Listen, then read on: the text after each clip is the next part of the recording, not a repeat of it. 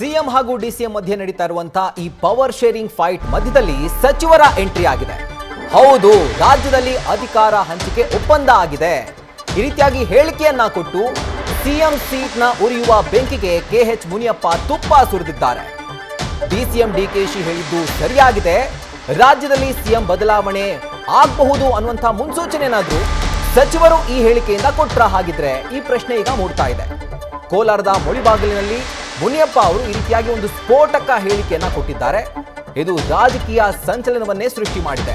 ಹಾಗಿದ್ಮೇಲೆ close door ಮಧ್ಯೆ ನಡೆದಂತಹ ಒಂದು ಒಪ್ಪಂದ ಏನಿದೆ ಅದಾಗಿದ್ರೆ ನಿಜವಾಗ್ಲೂ ಆಗಿದ್ಯಾ? ಒಂದ್ ಕಡೆ ಸಿಎಂ ಆಗಿಲ್ಲ ಅಂತಾರೆ, ಮತ್ತೊಂದ್ ಕಡೆ ಡಿಸಿಎಂ ಆಗಿದೆ ಅಂತಾರೆ. ಈಗ ಈ ಉರಿಯುವಂತಹ ಬೆಂಕಿಗೆ ಆಹಾರ ಸಚಿವ ಕೆಎಚ್ ಮುನಿಯಪ್ಪ ಅಧಿಕಾರ ಒಪ್ಪಂದ ಡಿಕೆ ಶಿವಕುಮಾರ್ ಅಧಿಕಾರ ಒಪ್ಪಂದ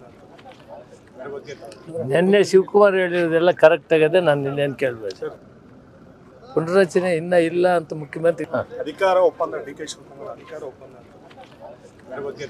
ನಿನ್ನೆ ಶಿವಕುಮಾರ್ ಹೇಳಿರೋದೆಲ್ಲ ಕರೆಕ್ಟ್ ಆಗಿದೆ. ನಾನು ನಿನ್ನೇನು ಕೇಳಬೇಕು, ಪುನರಚನೆ ಇನ್ನ ಇಲ್ಲ ಅಂತ ಮುಖ್ಯಮಂತ್ರಿ ಅಧಿಕಾರ ಒಪ್ಪಂದ ಡಿಕೆ ಶಿವಕುಮಾರ್ ಅಧಿಕಾರ ಒಪ್ಪಂದ ನಿನ್ನೆ ಶಿವಕುಮಾರ್ ಹೇಳಿರೋದೆಲ್ಲ ಕರೆಕ್ಟ್ ಆಗಿದೆ. ನಾನು ನಿನ್ನೇನು ಕೇಳಬೇಕು. ನ್ಯೂಸ್ ಫಸ್ಟ್ ನಿರ್ಭೀತಿಯಿಂದ ನಿಮ್ಮ ಪರವಾಗಿ.